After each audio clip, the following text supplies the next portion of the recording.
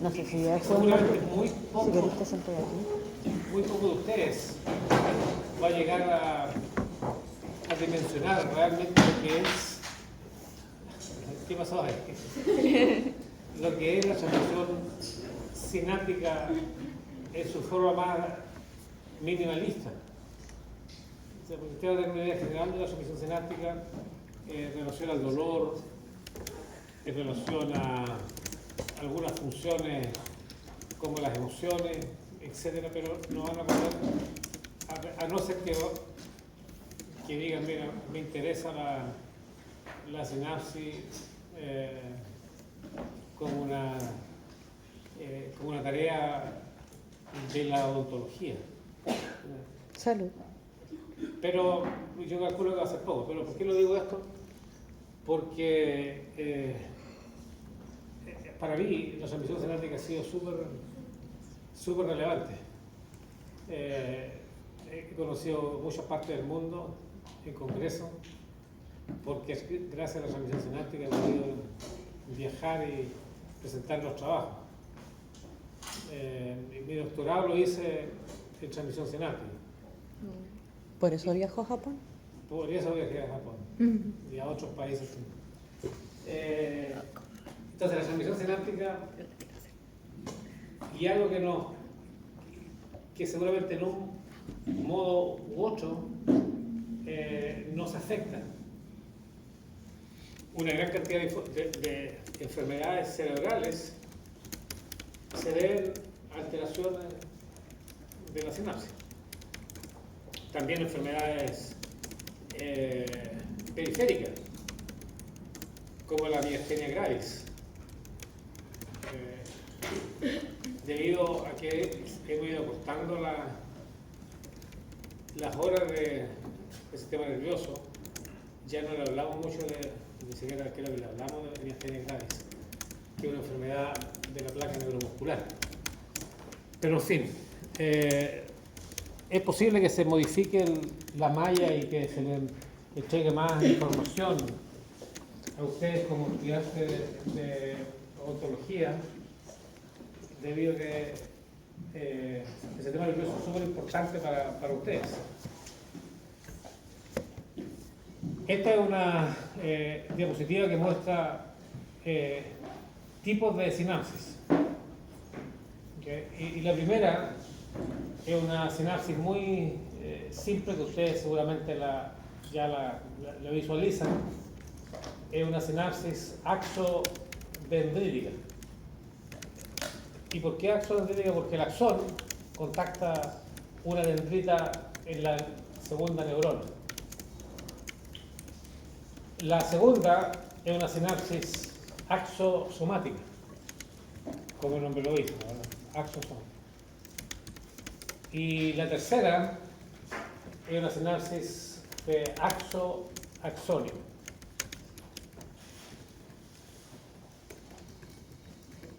La sinapsis, habitualmente la sinapsis de la derecha, o la sinapsis en A, es una sinapsis excitatoria, porque los neurotransmisores excitatorios excitan primero que nada las dendritas. La del medio habitualmente es una sinapsis inhibitoria, porque la excitación empieza en la periferia y se modula en el soma. ¿Cómo se modula? A través de una sinapsis inhibitoria. Y la tercera, que es una sinapsis sumamente interesante porque permite controlar mejor. Y ese término que dice uno, controlar mejor, es lo que se conoce también como modulación. Permite modular, ¿cierto? Modular sería un control fino de algo.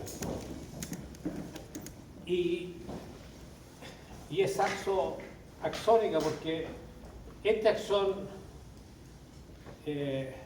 influye sobre el otro axón, sobre el axón que está más a la izquierda media. Y finalmente es ese axón que llega a la neurona correspondiente. Y eso permite un grado de fineza. Por ejemplo, si esta neurona es una neurona inhibitoria y está inhibiendo a esta va a influir de una forma importante sobre la izquierda. Si esta neurona excitatoria va a excitar esta neurona que está a la izquierda y al excitarla va a inhibir más la neurona que está recibiendo la información. ¿No es cierto? Porque esta es inhibitoria, esta es excitatoria, entonces esta va a excitar a esta y por lo tanto la neurona se va a inhibir. ¿Qué pasa ahora si es inhibitoria? Si esta neurona es inhibitoria, va a inhibir esta otra neurona que también es inhibitoria. Por lo tanto, al inhibirla, lo que va a ocurrir en esta neurona va a ocurrir una excitación. Y eso se conoce como desinhibición. Porque la inhibición se inhibió y eso se llama desinhibición. Y la desinhibición es súper relevante. Por ejemplo, después de haber ingerido 1 o 2 vasos de vino, habitualmente nos desinhibimos. Esa es la desinhibición. Y también hay otras formas de desinhibirse a través de fármacos y a través de otros procesos. Y ustedes ven ya que la desinhibición es súper importante. Por lo tanto, las sinapsis pueden jugar muchos papeles en nuestra fisiología. Cada vez que sentimos placer, y hay diferentes placeres, algo dije en la clase pasada, lo que está ocurriendo en el cerebro es que está ocurriendo una desinhibición. Sentimos placer porque neuronas se están desinhibiendo. Y al desinhibirse se libera la dopamina. Pero cuando una neurona se desinhibe es porque se está excitando. Exacto, cuando se desinhibe es porque se está excitando.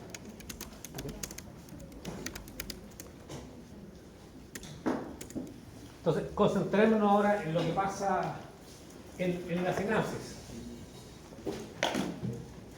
Ustedes seguramente ya entienden que hay sinapsis periférica. Una sinapsis periférica es la sinapsis neuromuscular. Una sinapsis periférica es súper importante, la sinapsis neuromuscular. Pero también hay sinapsis en el cerebro. En el cerebro hay trillones de sinapsis. La mayoría de las fibras musculares, tienen una sinapsis. Las neuronas en el cerebro tienen al menos cientos o miles de sinapsis. Entonces, los órdenes de magnitud son muy distintos. Pero la sinapsis funciona fundamentalmente de una sola forma. Y la forma es esta. Ese es el axón, acá en este caso un axón milímico. Se produce un potencial de acción que viaja por el axón, lo vimos en la clase pasada.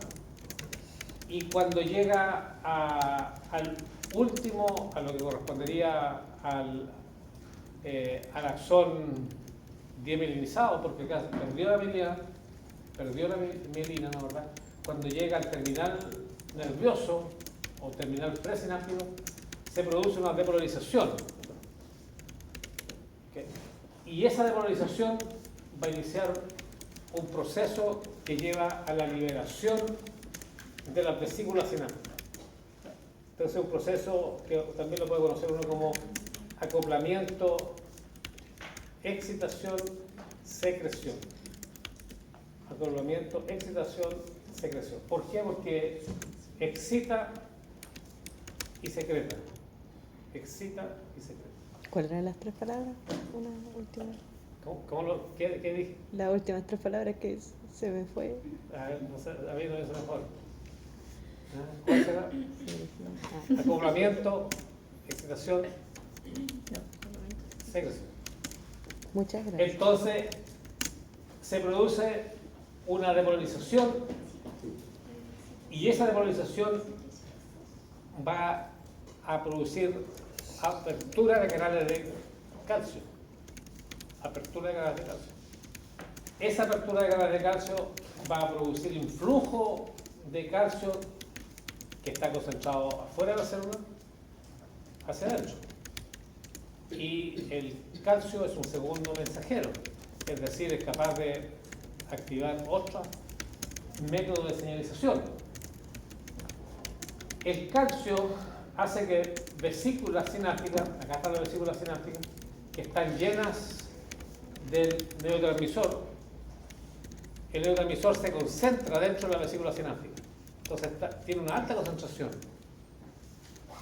Cuando entra calcio, se fusiona las vesículas con la membrana presináptica, y empieza a producirse la secreción o la liberación de neurotransmisores, y eso se conoce como exocitosis. ¿Verdad? Exocitosis. ¿Qué más? Estamos en 6. Se libera el neurotransmisor, cruza este espacio o la hendidura sináptica, o el espacio sináptico. Al cruzar, permite que se una el neurotransmisor a proteínas, que son proteínas que captan el neurotransmisor, y estas moléculas se activan, en este caso permitiendo la activación y el influjo de otros iones. Hablemos de sodio, por ejemplo. Entonces, entra sodio a la célula postsináptica, y esa entrada de sodio a la célula postsináptica va a producir, ustedes saben porque lo vimos la clase pasada, una depolarización. Una depolarización. Esa depolarización es crítica para nuestra vida, nuestro funcionamiento. Pero la depolarización tiene que terminar, porque si no termina, nos vamos a depolarizar. Y si nos depolarizamos demasiado, nos vamos a morir. ¿Y cómo termina esa depolarización? Esa depolarización termina porque hay otras moléculas, otras proteínas, que se encargan de metabolizar al neurotransmisor. Y hay varias formas de hacerlo. Puede haber una recaptura, una recaptura del neurotransmisor hacia el espacio presináptico, esa es una. Puede haber una hidrólisis del neurotransmisor, entonces se hidroliza y ya no es activo, y otro. Entonces, tiene que terminar la acción del neurotransmisor. Y ahí vamos a ver algo de detalle más adelante. Y eso corresponde a la secuencia de eventos moleculares que producen la sinapsis o la transmisión sináptica. Depolarización, entrada de calcio, fusión de las vesículas con la membrana, liberación o exocitosis, activación de receptores postsinápticos, respuesta postsináptica, eliminación del neurotransmisor, y después esto vuelve de nuevo a ser reciclado. Porque lo que tiene la naturaleza, que es muy dinámica, es que recicla casi a la perfección.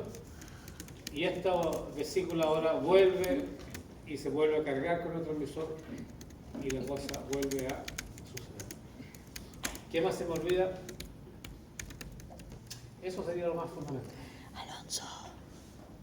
Este es un Alonso. potencial, lo que se produce acá es un potencial que lo mencionamos la vez pasada, un potencial local. ¿Verdad? ¿Qué significa que sea local? Que se mantiene en la sinapsis. Y como es local, se puede sumar. Uno contrae los músculos porque hay una enorme sumatoria de vesículas que se están liberando. Y al liberarse las vesículas permite contraer el músculo. Si no tengo una sumación adecuada a nivel muscular, no voy a poder contraer. Y eso es lo que le pasa a los pacientes con miastenia. ¿Con qué? Miastenia gravis, una enfermedad que se llama miastenia gravis. Creo que, aparte de los potenciales locales, ¿cuál sería el otro? ¿Cuál sería lo otro? Los potenciales propagados. Potencial de acción es un potencial propagado. Hablamos de potenciales que se propagan y potenciales que son locales. ¿A qué se refiere con que se propaga? Viniste a la clase pasada, ¿no? ¿Estáis segura? Estaba con sueño. Entonces, ¿qué significa que sea? Pensemos que este sea un axón, ¿no es verdad?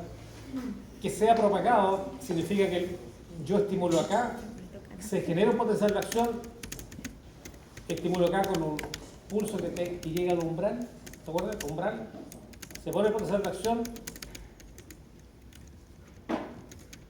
y empieza a viajar a través de todo el axón. Eso es un potencial propagado, un potencial de acción.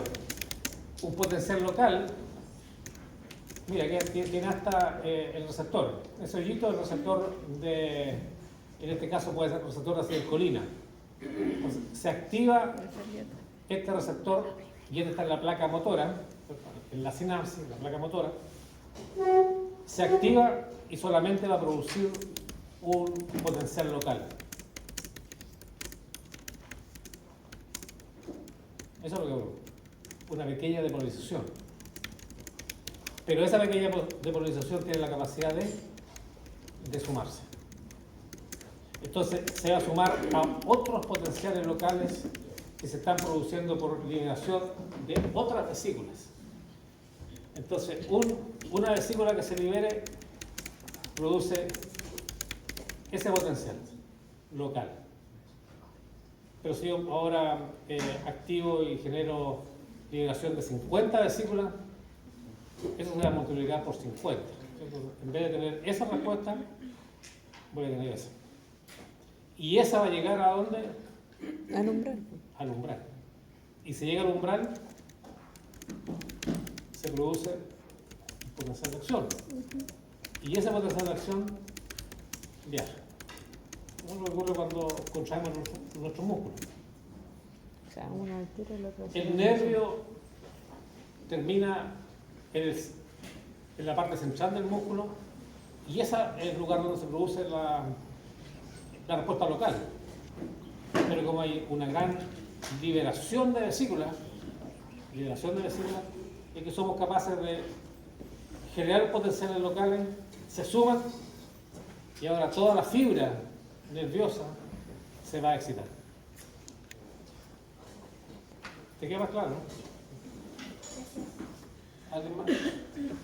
Esos son los procesos por los cuales ocurren estas respuestas, generando un potencial que yo lo llamo potencial local, pero tiene varios otros nombres. Ya mencioné que pueden llamarse potenciales excitatorios, y ahí vamos a ver unos cuantos más. Esta figura corresponde a cómo se ve la sinapsis neuromuscular. ¿Y dónde estará la sinapsis neuromuscular? En el músculo. Y la sinapsis neuromuscular está formado por el terminal nervioso y por elementos del músculo. Entonces, esto que ven ustedes acá, que está amplificado aquí abajo, este es el terminal nervioso. Y el terminal nervioso, ¿qué es lo que tiene? Tiene vesículas, las que acabamos de ver. Tiene mitocondria y tiene vesículas. Y en la parte inferior de la sinapsis están estas regiones que son regiones de invaginaciones, ¿no, verdad? Invaginaciones de la membrana, que permite concentrar a los receptores postsinápticos. Entonces, esa invaginación en la membrana postsináptica permite concentrar receptores postsinápticos. Tiene un nombre, pero no me acuerdo cuál es el nombre. Por ahí creo que está. Ok, pero lo importante es que están las vesículas llenas de neurotransmisor y están los receptores postsinápticos. Entonces, acá de nuevo, acá están las vesículas con la acetilcolina, es el neurotransmisor de la placa neuromuscular, la acetilcolina. Acetilcolina es el neurotransmisor. Y se produce la liberación y va a activar un receptor que es un receptor ionotrópico, iono de iones, ionotrópicos. Es el receptor ionotrópico. ¿Por qué ionotrópico? Porque permite el flujo de iones.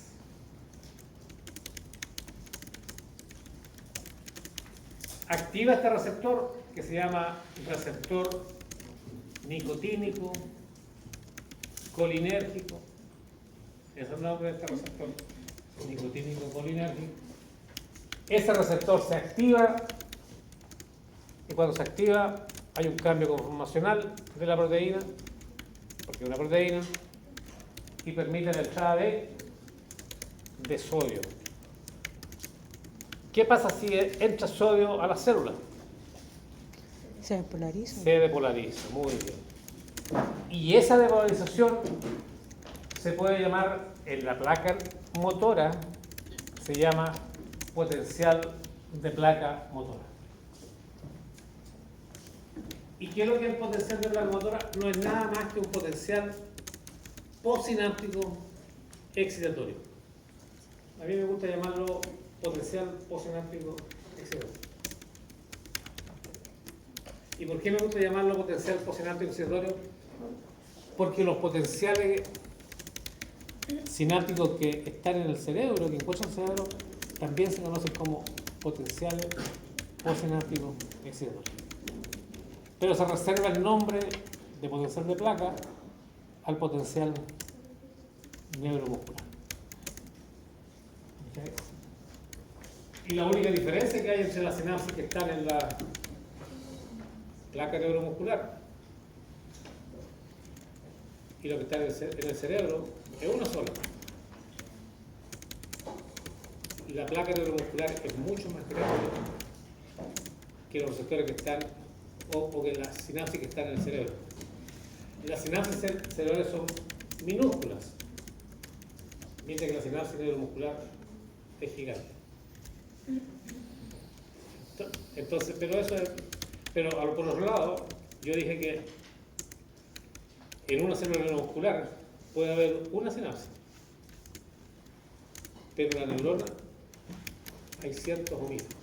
Entonces se compensa por eso, porque también generamos potenciales postsinápticos, excitatorios en el cerebro, que se van a sumar. Y al sumarse van a producir potenciales. ¿Qué potenciales van a producir?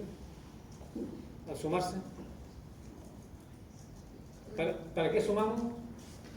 Para el potencial de acción. Potenciales de acción.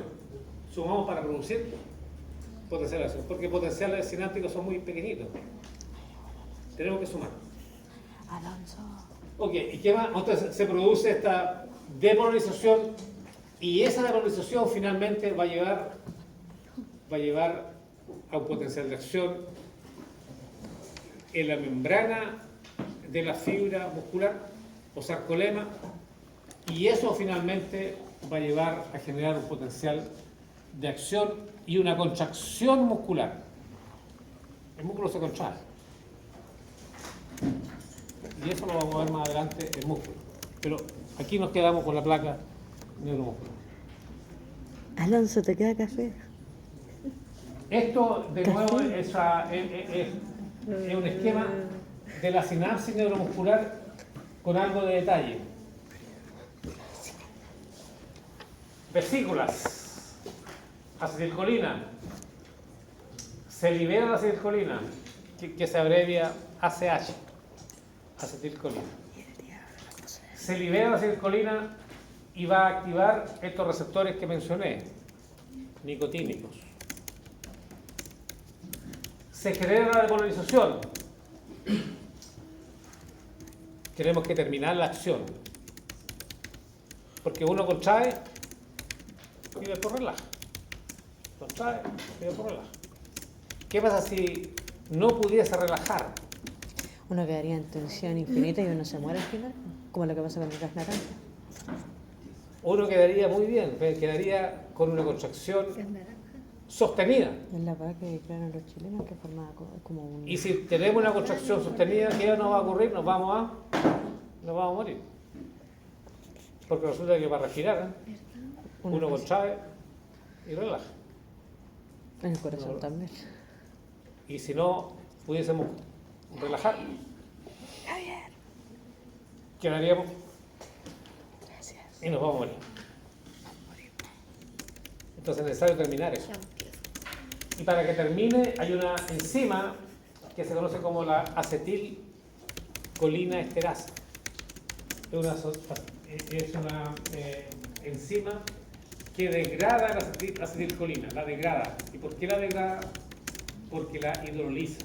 Entonces, toma la molécula de acetilcolina y le mete agua a la molécula. Y al hidrolizarla, o meterle agua, la acetilcolina se convierte en dos metabolitos. Uno es la colina y la otra es la acetil, el grupo acetil. Bueno, este es el tema Y eso de nuevo se recicla. Esto como una de las muertes más raras. Okay. La colina, hay transportadores de colina en la membrana presináptica que recapturan esa colina y después la van a convertir de nuevo en acetilcolina. ¿Eso ocurre dónde? En la placa neuromuscular. Pero también ocurre lo mismo, muy parecido en el cerebro, porque también hay receptores nicotínicos en el cerebro. Okay. La única diferencia es que las respuestas del cerebro son más pequeñitas, pero que eventualmente también se van a sumar porque son muchos, cientos y miles de receptores. ¿Sí? ¿Qué tenía que pasar para que tuviera algún músculo o algo que no funcione? Tenemos que ser capaces de neutralizar al neurotransmisor. Y la neutralización del neurotransmisor, en este caso, se produce a través de la enzima acetilcolina esterasa, que va a metabolizar, que va a hidrolizar la acetilcolina. Entonces, la acetilcolina es una molécula, aquí no la tengo, pero es una molécula, que puede ser a través del proceso enzimático, que puede ser metabolizada o rota a través de la introducción de moléculas de agua. Eso se llama hidrólisis. ¿Okay? Entonces ahora vamos a formar dos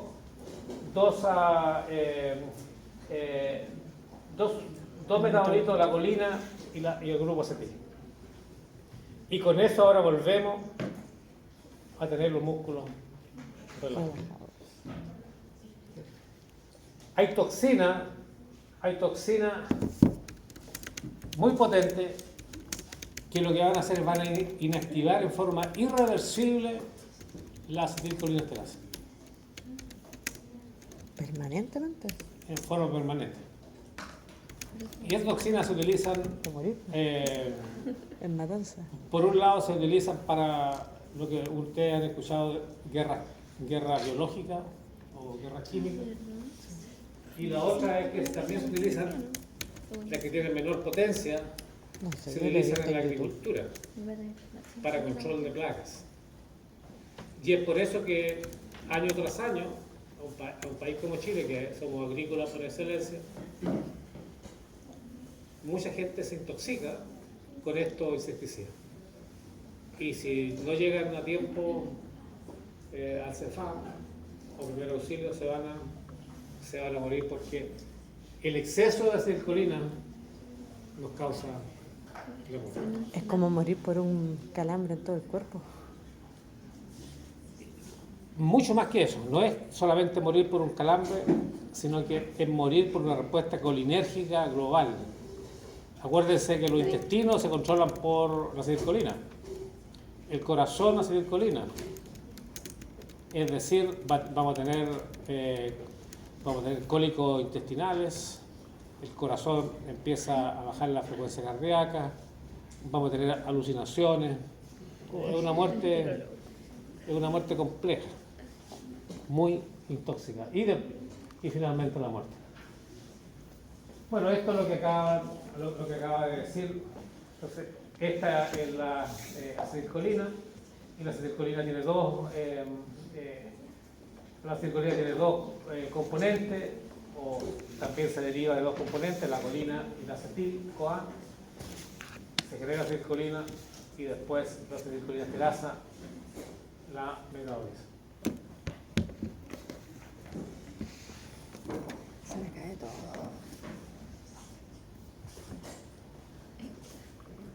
Cuando uno mira la fineza, ¿no, verdad? La fineza del proceso de exocitosis es casi difícil de imaginárselo y que exista, porque es un proceso muy fino. Y esto se conoce como el ciclo de la vesícula sináptica. Y todo eso tiene proteína asociada. Ok, entonces, esto empieza, ustedes ven que el proceso va en esta forma, y acá se produce la separación de las vesículas del endosoma. El endosoma es parte del sistema de producción de proteínas de la célula. Y lo que va a ocurrir es que va a haber un acoplamiento, ¿verdad? Este acoplamiento, donde la vesícula se va a acoplar con la membrana. ¿Okay? Y ahí ustedes ven que se están acercando en una forma muy específica. Posterior a eso, hay un priming, ¿no, verdad? Y ese priming, en español, se usa la palabra cebar. A mí no me gusta mucho la palabra cebar, pero uno dice, las vesículas se ceban o se preparan. Esa es la idea. Se preparan por unos complejos bioquímicos que vamos a ver a continuación. Y cuando llega el calcio ahora, cuando entra calcio, esas vesículas que estaban cebadas van a terminalmente producir el proceso de exocitosis. Entonces el calcio es el que mueve todo esto. Y después, en un proceso más lento, se produce de nuevo la recaptura de la vesícula a través de un proceso de endocitosis y de vuelta a formar más vesículas sinápticas. Y todo esto está asociado con proteínas. Y aquí hay algunas de las proteínas. Entonces, para la generación de estos complejos, acá está la membrana presináptica, acá está el canal de calcio para tener una relación, ¿verdad? Y acá está la vesícula, y la vesícula tiene en su membrana, está la membrana de la vesícula, tiene proteínas. Una proteína se llama sinaptobrevina y la otra se llama sinaptotagmina. sinaptobrevina y sinaptotacmina. Por otro lado, hay otras proteínas que están acopladas a la membrana. Una de ellas es la sintaxina y la otra es la SNAP25. Entonces hay 4 proteínas que van a formar ahora un complejo. Y ese complejo se conoce como el complejo SNARE, que es un complejo de liberación. Y el complejo SNARE contiene la sinaptobrevina, la sintaxina y la SNAP25. ¿Qué es lo que hace ahora la sinaptotacmina? Lo que hace la sinaptotacmina es que va a unir el calcio, porque el calcio entró, se concentró en el terminal y se producen ahora una serie de cambios conformacionales. Lo que ustedes ven que ahora cuando el calcio entra, lo que va a ocurrir es que se activa la sinaptotacmina y ahora se van a empezar a acoplar las otras proteínas juntas, se van a asociar. Y al asociar, la vesícula ahora empieza a descender hasta unirse completamente a la membrana presináptica. Hay una fusión de la membrana, algunos le llaman el beso, ¿verdad? El beso y la huida es poético. ¿Por qué? Porque pareciera besar Está despierto. a la membrana Está viendo presináptica la tabla. y después en el proceso de endocitosis tiene que irse. ¿No? Esa era una de las propuestas, el kiss and run, un beso y correr. Y eso es lo que produce la contracción finalmente neuromuscular o la liberación de vesícula o la liberación de esa. Entonces los procesos son procesos dinámicos.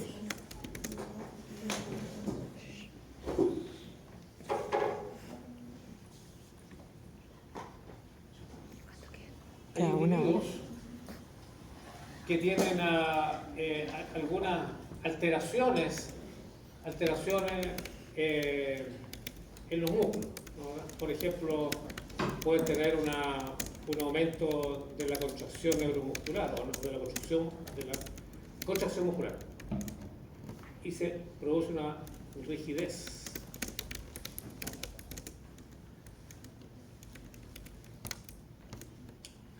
O hay otros que pueden tener, con la edad, se pierde el colágeno, que está debajo de la dermis. ¿Y qué va a resultar con la edad? Algo que algunos van a quitar, ¿no? ¿Verdad? ¿Qué ocurre con la edad a nivel de la piel? ¿Ah? Me empezó a doler ¿Qué es la lo que ocurre cabeza. con la edad en la piel? Se empieza a... Chupar. ¿No es cierto? Empiezan a aparecer las arrugas. Para todos no va a pasar eso, uno más rápido, otro más lento. Te convertí Y en eso, lamentablemente, en el mundo actual va contra muchas cosas. Por lo tanto, muchas de las arrugas se deben fundamentalmente a que la musculatura que está por debajo está contraída.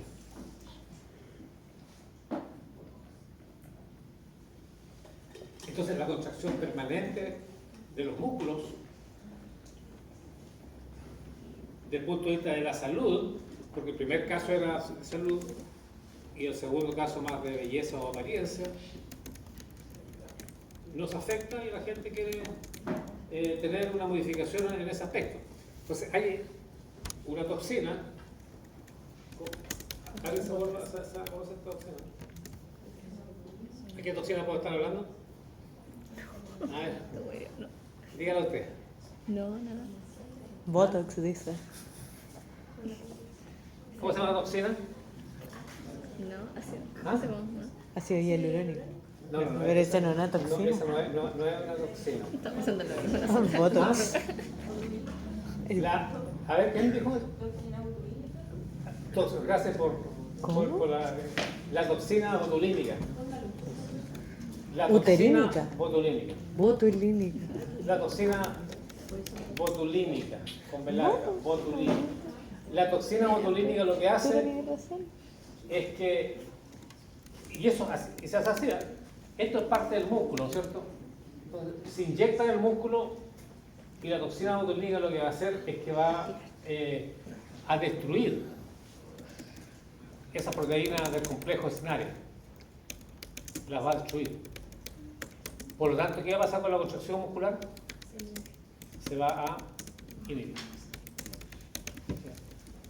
Entonces la toxina botulínica permite que un individuo que tenga una contracción mantenida de una extremidad, que es un problema, no puede moverse, ¿no es cierto?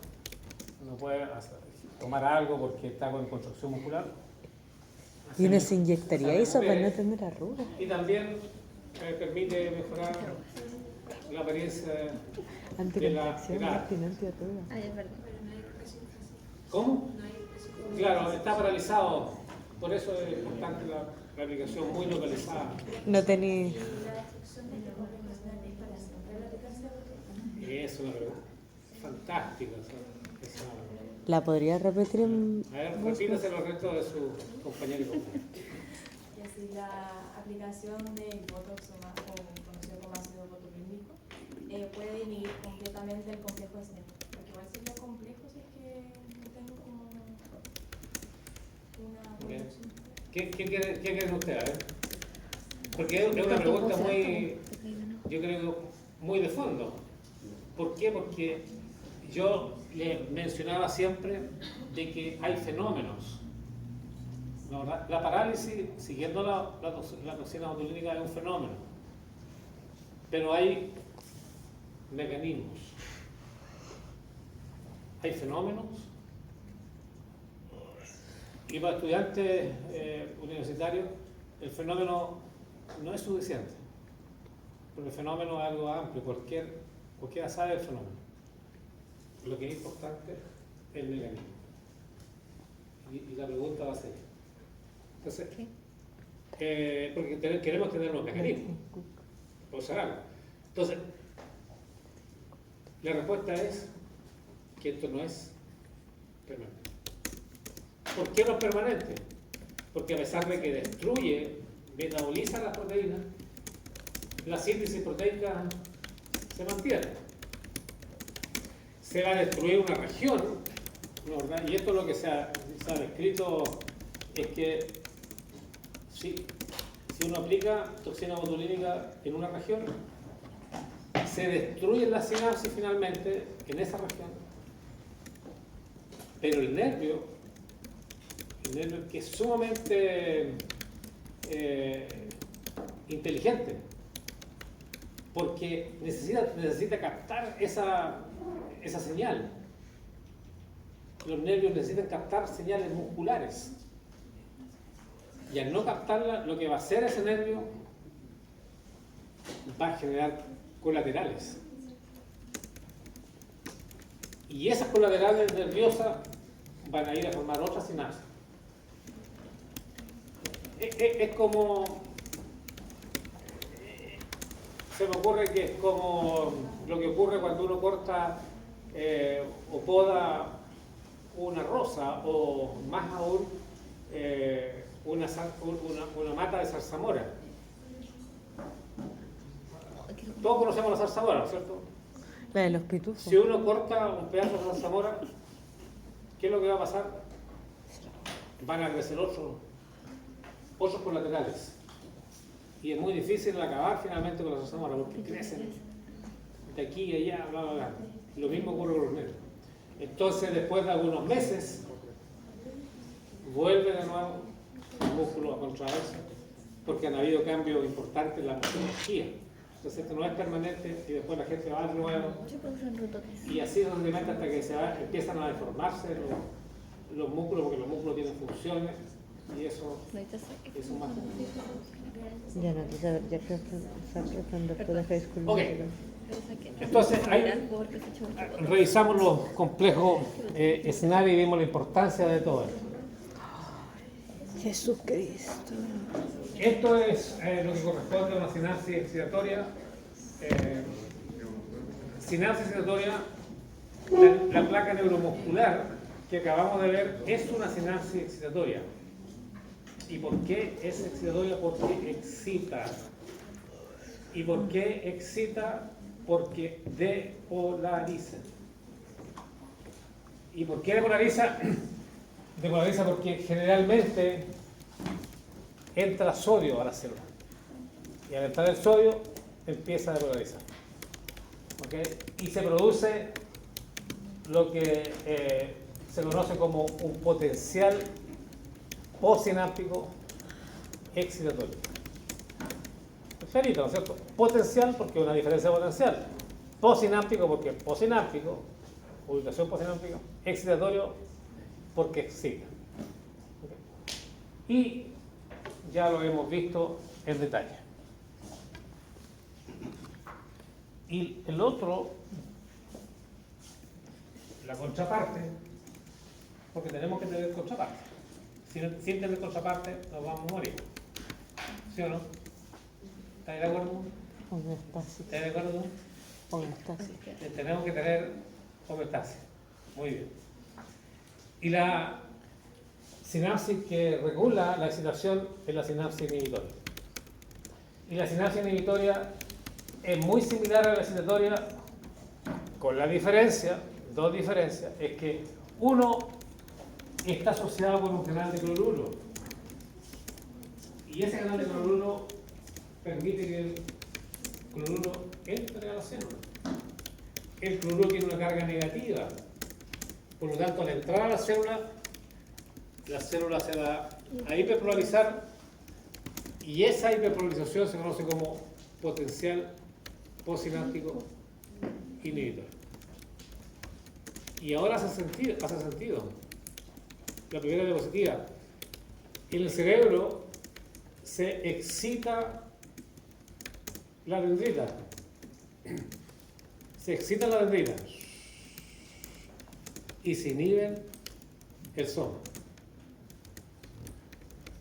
Y todo eso se suma para lograr o no un potencial de acción que inicie la propagación. ¿No es cierto? Clarito, ¿no es cierto? ¿Sí o no? Entonces, cloruro por un lado y potencial postsináptico inhibitorio. Voy a nombrar algunos neurotransmisores. Excitatorios, acetilcolina. Excitatorio, glutamato. Aspartato. ¿Qué más? Una vez con esos tres estamos bien. Inhibitorios. GABA. ¿Cómo se escribe eso? GABA. GABA. ¿B larga? B larga A. GABA. ¿Y por qué GABA? Porque es un ácido gamma aminobutírico.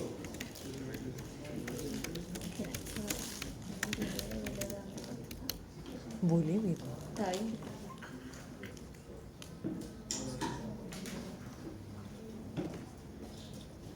Hola.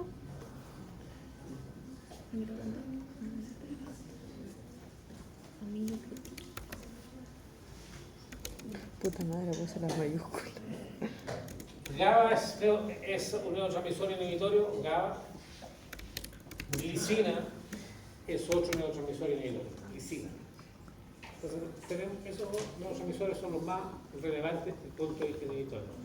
Entonces, ustedes ya se empiezan a imaginar que nuestro sistema nervioso es como una sopa de cosas. Por un lado tenemos una sopa de ingredientes excitatorios y por otro lado la contraparte, componentes inhibitorios. Y cuando se nos produce un desbalance, estamos en problemas. queremos tener, como acá sabiamente nos menciona la compañera, queremos tener un estado de Homeostasis. homeostasis. ¿Sí o no? Homeostasis está bien, ¿no? Sí. Queremos estar en homeostasis. Debemos de entrar en un proceso de homeostasis. A esta hora se va a quedar dormido, pero A esta hora no estoy produciendo homeostasis. no, voy a estar cortisol y la noradrenalina está muy alta, no seguro. No está más baja. Ah, mis riñones, mis glándulas suprarrenales. Bueno, y esta acá habla de glicina, pero glicina hace lo mismo, produce potenciales posinápticos inhibitorios en algunas regiones. Y yo creo que mi primera parte de la carrera que hice fue estudiar la sinapsis neuromuscular. Y ahora estoy estudiando más la sinapsis glicinérgica, que ustedes vieron en la diapositiva pasada. No es muy entretenido por varios años ya. Para poder tener sumatoria, tenemos que tener el concepto que se conoce como la convergencia. Entonces, por un lado hay convergencia del sistema nervioso y por otro lado hay divergencia. Convergencia social. ¿Alguien le suena eso? ¿Convergencia social? ¿Qué es lo que hay? Como algo de un partido político. ¿No es cierto? Pareciera ser. A ver, ¿qué puede convergencia social? Es como un movimiento, ¿no es cierto? Pero no estoy seguro si sigue. Yo solamente conozco el frente. ¿Alguien que defienda la convergencia social? Oye, pero Uno al final, claro, ya, te la dejo pasar. no sé, la política a veces es complicada, pero convergencia, ¿qué significa convergencia? Significa que, Unión. más que unión, significa que a una neurona, en este caso, van a converger muchos terminales nerviosos de otra neurona. Eso es convergencia. Converger. Y ustedes ven acá, esta correspondería a una alfa motoneurona, y están llegando terminales, axones, desde un número muy alto de regiones de todos lados, de todas las otras regiones. Convergencia, pero también hay otro proceso que se conoce como divergencia, que es todo lo contrario, ¿cierto? Entonces, una neurona va a activar a múltiples otras neuronas por un proceso de divergencia.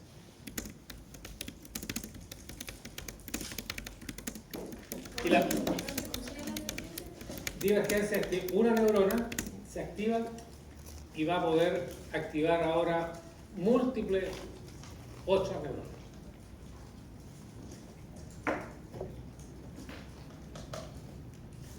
Creo que vamos a tener otro ejemplo más adelante de convergencia y divergencia.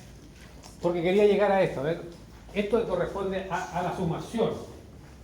Lo que hemos estado hablando de que los potenciales locales se van a sumar. Y esta es una suma en particular, específica. Sumación de potenciales postsinápticos excitatorios. Y hay dos tipos de sumaciones. En este panel hay una neurona que está recibiendo un potencial de acción desde un terminal presináptico o desde un axón presináptico. Y acá está la respuesta, ¿ven? Un potencial de acción. Perdón, un potencial postsináptico. Excitatorio.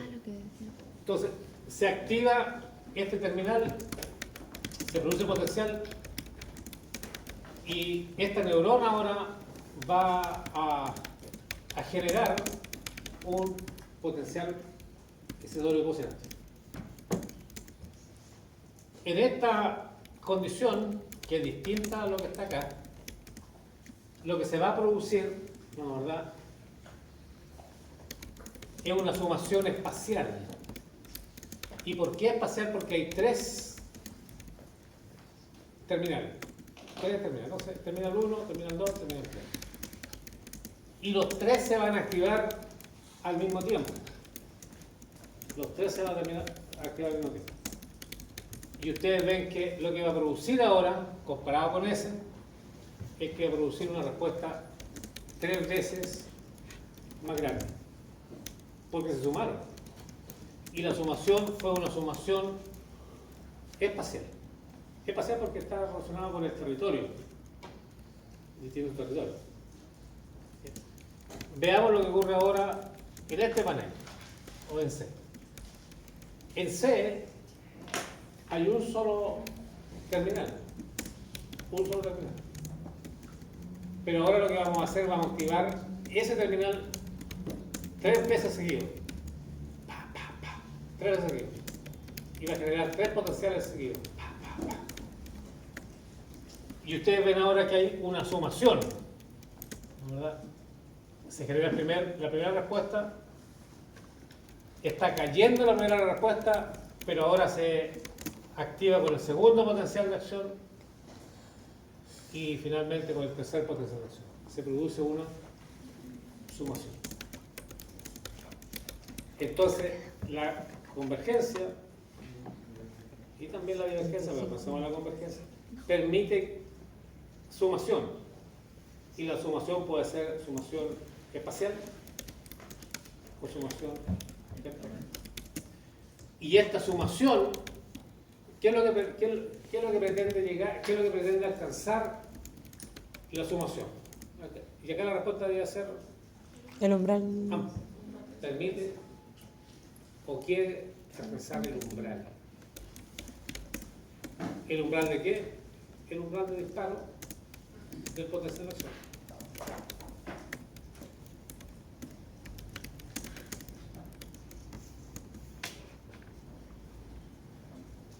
A ver, para tratar de poner un ejemplo más práctico para ustedes. Pensemos en dolor. Pensemos en la sumación espacial de dolor. Sumación espacial. Es distinto tener dolor en una pieza dental, ¿no?, que tener dolor quizá en toda la mandíbula, ¿no, verdad? Pero uno se lo puede imaginar, que tiene que ser distinto. ¿Por qué va a ser distinto? Porque se está produciendo dolor, en el primer caso, de una pieza, y en el segundo caso se está produciendo dolor de toda la mandíbula. Es decir, hay una sumación de tipo espacial, llegando al umbral en una forma repetida y causando un dolor intenso. Veamos ahora la sumación temporal. Es muy distinto si uno, por ejemplo, toma un vaso de agua helada y tiene una pieza sensible, toma un vaso de agua helada, siente el dolor y rápidamente escupe el agua. O se la traga porque le causó dolor. Es distinto que si ahora uno toma el vaso de agua y se pone el agua en la boca y la mantiene en la boca helada. El dolor ahora va a generar, ¿qué va a generar? Múltiples potenciales de acción, lo que vimos anteriormente, porque el estímulo va a ser un estímulo mayor y eso va a producir ahora un mayor. Y ya que me estoy inspirando con esto, porque de vez en cuando me inspiro, para dar otro ejemplo que lo vamos a ver más adelante cuando hablemos de la compuerta del dolor. La compuerta del dolor. Entonces, la sumación, en este caso estamos hablando solamente de potenciales excitatorios. Pero también uno puede sumar potenciales inhibitorio. Entonces, si yo sumo potenciales, acá teníamos 3, ¿no? ¿Verdad? Teníamos 1, 2, 3 y generamos esa respuesta que es 3 veces más grande que la que está allá. Pero imaginémonos ahora que acá colocamos 3 terminales inhibitorios también. Vamos a colocar 3 terminales inhibitorios. Entonces, eso van a producir 3 potenciales excitatorios y los otros 3 van a producir 3 potenciales inhibitorios. ¿Qué va a pasar con esa respuesta? Una Depende respuesta- de la suma. Pues. Ah, Depende de la suma. va a depender de la suma, pero dijimos, al menos cada uno produce su respuesta unitaria, ¿no es cierto? La respuesta igual. ¿Cuál sería entonces la...? Cero. Cero, no va a ser cero. Se va a producir 0 respuestas. Porque se van a sumar. Y la suma es una suma algebraica. Entonces, 1 más 1 y menos 1, 0, más 1 y menos 1, 0, más 1, 0. Es decir, la respuesta final es 0, no se va a producir nada. Porque sumaron valores positivos o negativos, 0. Y acá viene el ejemplo. Acá viene el ejemplo. Imagínense ustedes que tomo el mismo vaso de agua ahora, helado, tengo una pieza sensible, tomo agua, inmediatamente lo que hago eso. ¿Cuál va a ser mi experiencia en términos de sensación de dolor?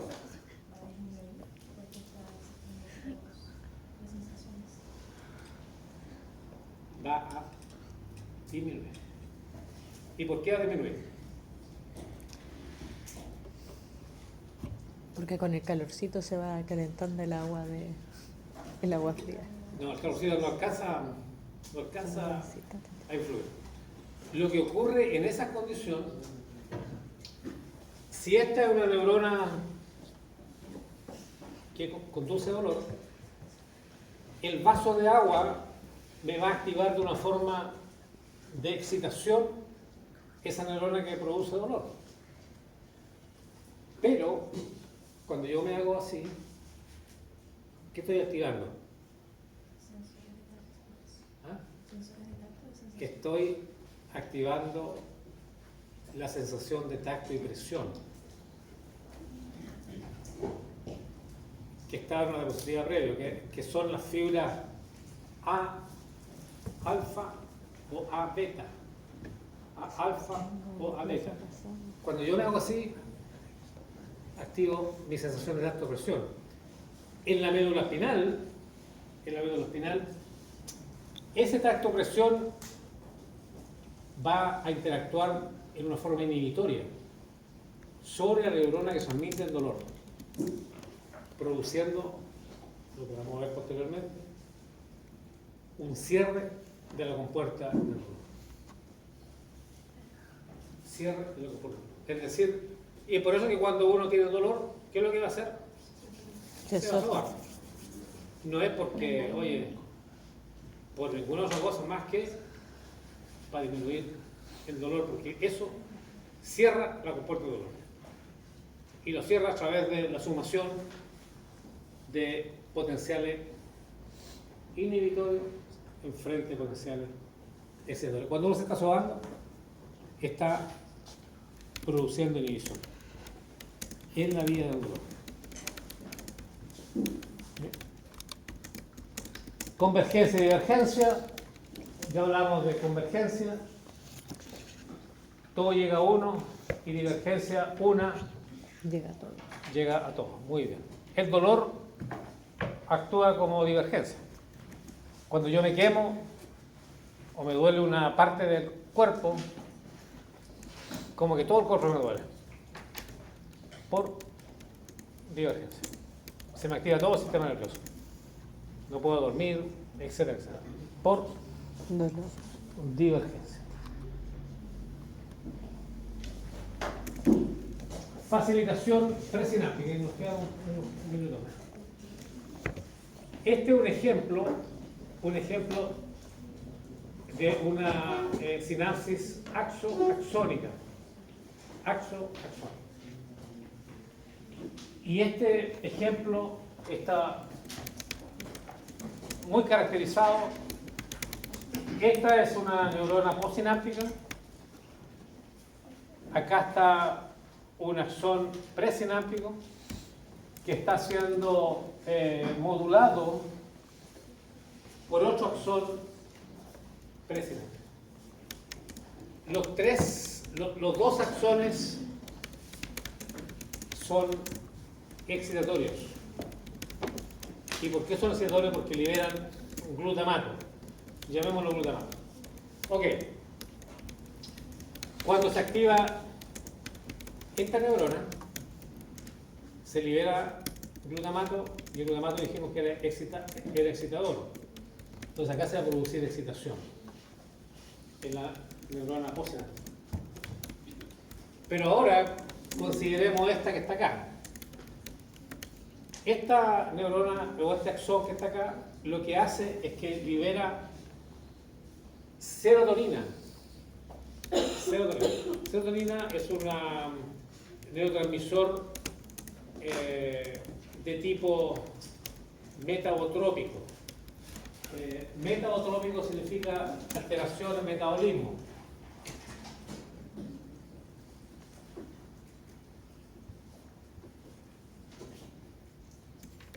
Metabotrópico, para compararlo con el otro que es ionotrópico. Metabotrópico altera el metabolismo.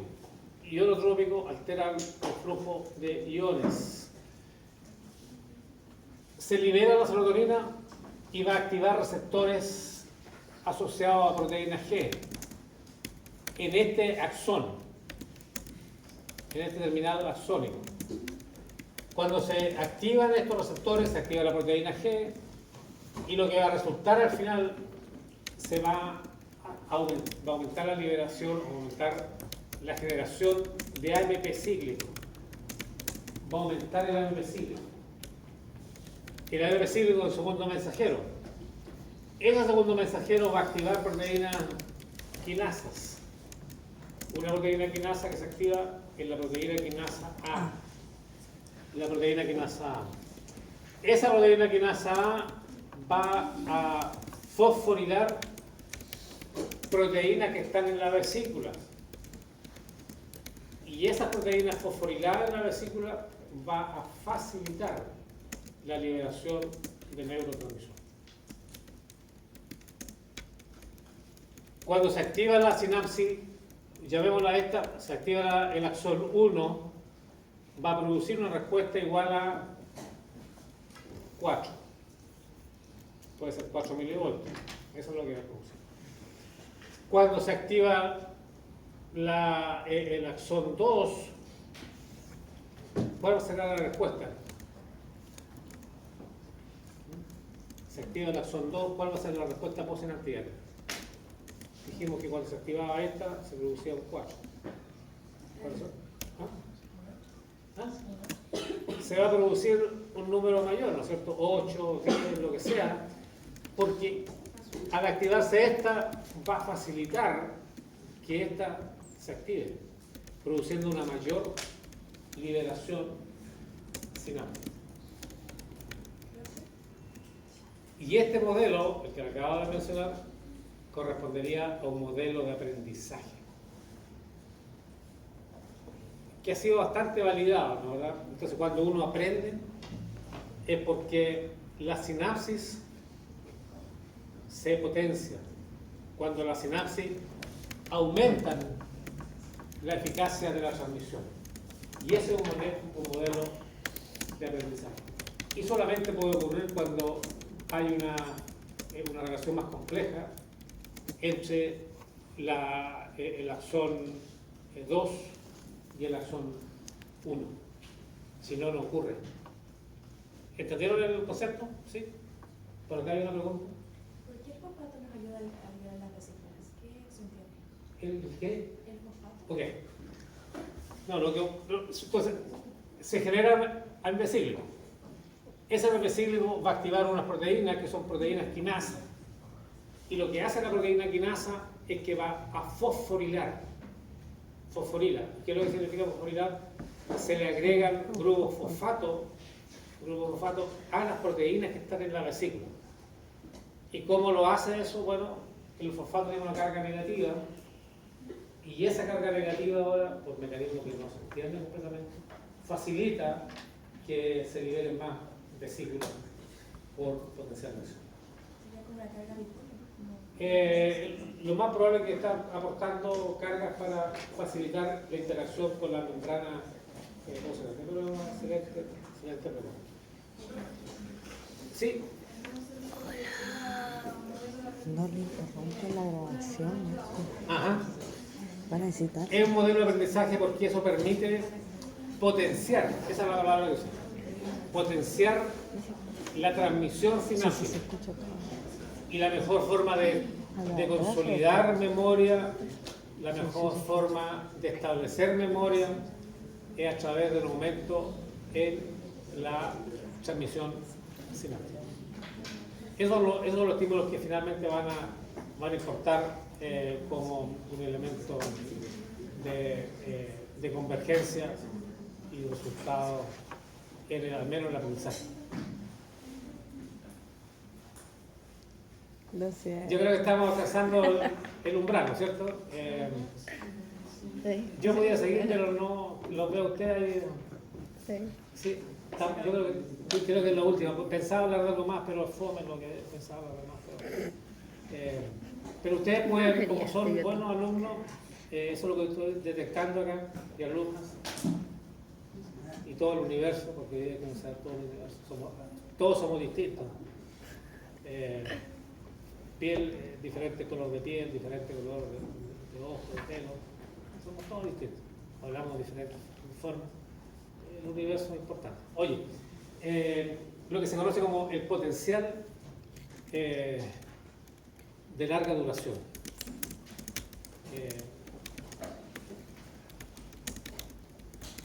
En inglés es long term potentiation o potenciación de largo plazo. Yo lo llamo potenciación de largo plazo. Creo que lo Hay una ciudad que se llama Dixon. ustedes averiguan qué es lo que es la potenciación de largo plazo Versión una vida. y vamos a disfrutar el día que está tan bonito.